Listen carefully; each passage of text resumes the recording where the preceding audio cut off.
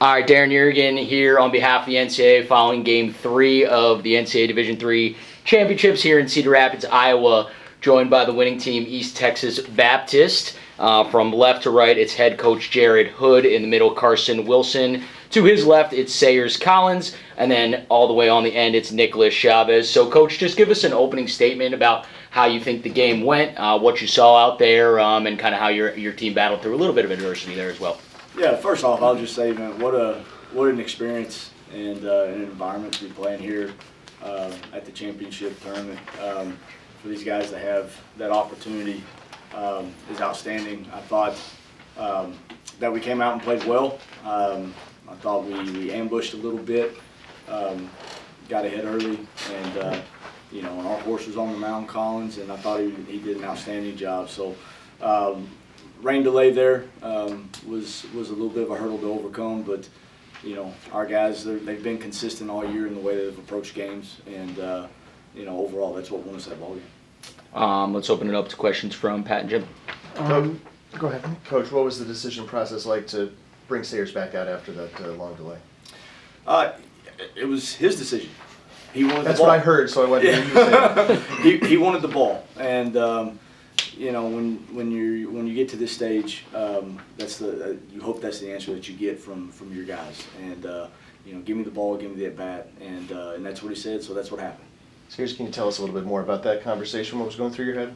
There really wasn't much of a conversation.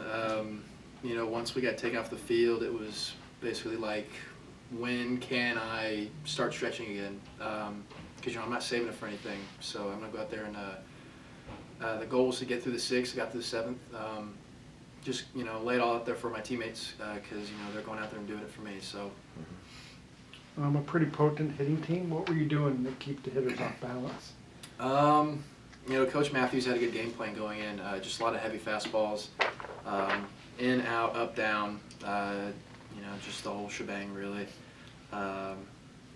Good coaching staff, so just trust the plan there. Just really go at them, because that's what you had to do, especially, like you said, a team that good, with that good of an offense. Just really catch them off guard a little bit, and then have a plan from behind the rest of the day. Can I ask a little bit more about what a heavy fastball is like? What do you mean by that? Just a lot of spin on the fastball. Gotcha.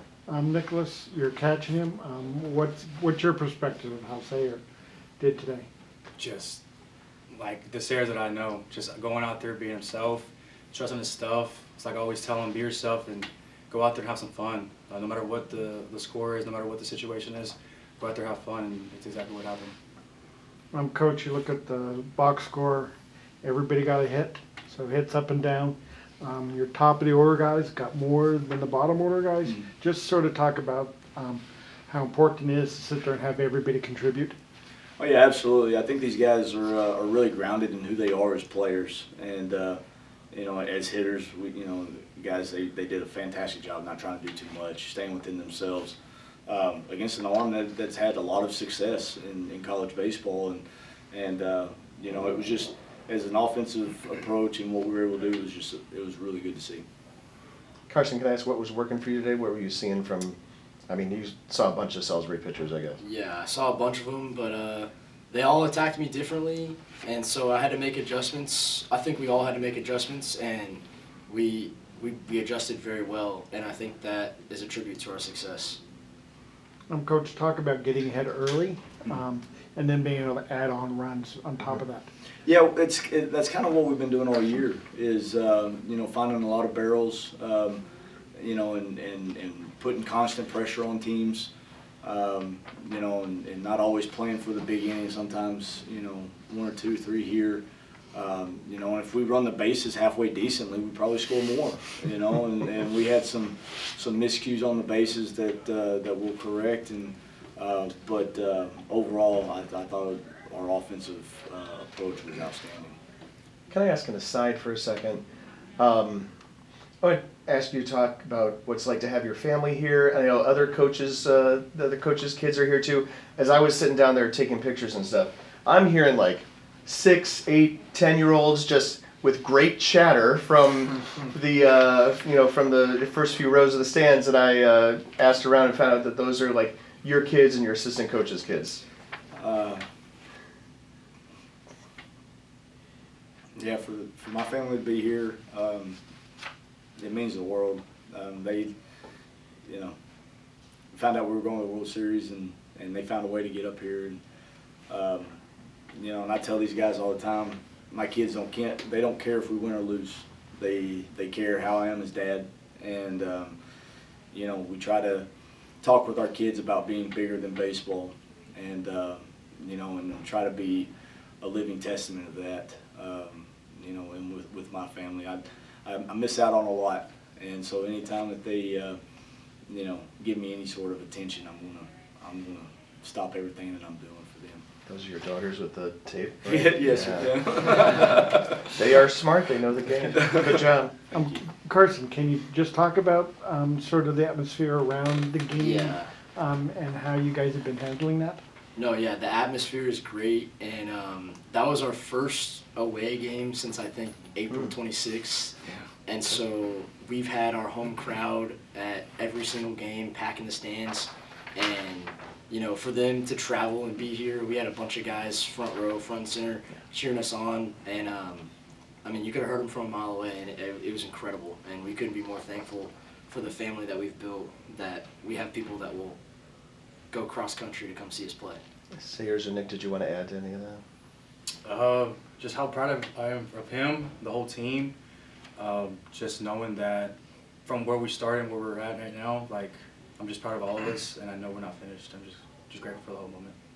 Yeah, being a team that hasn't been here, let alone the regionals or super regionals until this year, every game we win, like Coach had told us after we won the conference, was program history, and for us to acknowledge that and come out and not let them only get too big just makes me proud to be a part of a team that in the past 4 years has had a lot of ups and downs.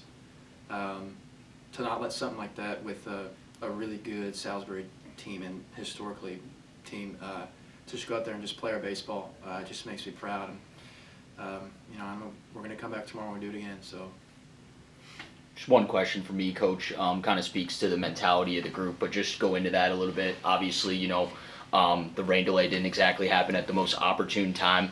I was in the dugout. Sayers gave up a dinger. He was able to get out of the inning, and he said, "I'm not done yet." Just talk to me about what that type of mentality does, and it seems to be pretty collective with your group. Yeah, it's a group. Some of these guys have been with us a while, and some of us, we've had some really good times, and we've also experienced a lot of heartache together. And I think when you go through those trials and those tribulations, I think it forms really strong bonds. And I trust these kids with everything that I have. And, I know that they're going to go out there and they're going to play hard and give me their best. And I know they're going to play, for each other. And, so that's why when in the rain delay, obviously it's not a great thing to happen during a baseball game, but, I knew these guys were going to continue to play and find a way to pull out that game, and they did. Any questions from East Texas Baptist? Coming out of that rain delay, Carson, what was your mentality trying to keep the guys behind Sayers locked in after giving up that home run and just making sure that, the people supporting him were still there and letting him know that they were there? Yeah, definitely. I think coming out of a rain delay, it's really anyone's game no matter what the score is, and it's pretty much who plays harder and who comes out with more energy, and I think that's exactly what we did. We came out firing and gave up a home run, and we laughed it off, and we kept playing our game. Got a bunch more hits, couldn't score any more runs, but the energy was all there, and the dugout had Sayers back the whole way. And maybe just one more question for you looking forward. I've asked this to a lot of teams that have been in this fortunate position, but you only used 2 arms today, Coach. Just talk a little bit about what that does to set you guys up for, hopefully a long stay here in Cedar Rapids. Yeah, we like the position we're in. We knew that, when throwing Collins today that had a chance to set us up pretty good. And but it's baseball. You've got to continue to play, and championship baseball is not always about the most talented team. It's whoever plays the best that day. And but I like the position we're in. And going forward to tomorrow. And maybe for you, Sayers, just being kind of the representative of the pitching staff, I guess, Nicholas, you'd be included in that as well. But just talk a little bit about what Robert Croft did coming in and shutting the door there in the last 2 innings. I think he might be a young guy, a freshman possibly. Freshman. So talk about a guy in that spot. Yeah, he was spotted a little bit of a lead, but it's obviously a massive stage. So just talk a little bit about that. Well, I mean, I asked him going into that last thing. I said, are the lights getting a little too bright for it? And he's, a lot of our guys, a lot of our young guys, really have stepped up a lot. The entire season, we've had a lot of old, experienced guys in the bullpen and in the rotation. Really old, really experienced guys. But you have that. We don't see it really as a gap. We see it as more like you got the best of both worlds. So you have those old guys that come in and they know how to pitch in these big games. You have these young guys that come in that don't care about how big the game might be. Like, I have to go get 3 outs. They put their cleats on the same way as we do. So I'm just really proud of especially Robert Croft and just all those young guys in the bullpen. It's awesome. Anything to add to that, Nicholas? Before we went out there, I talked to him. I talked to Croft, and I just asked him how he felt, and instantly he told me he felt great. Like, I knew I'm not just saying this because we're here now, but I could just tell in his eyes like he wanted this, and I know this moment in my career was just everything to him. And just coming in and stepping up, I know that's just everything. Knowing that he's a freshman, it didn't matter what the situation was. He came in and did his thing, and I couldn't be more proud. Love it. Any other questions from the group? I'm good. All righty, that'll wrap things up with this 4 from ETBU after a 7-3 victory over Salisbury. So rest up and get ready for tomorrow, and congratulations and best of luck moving forward. Thank you. Thank you guys.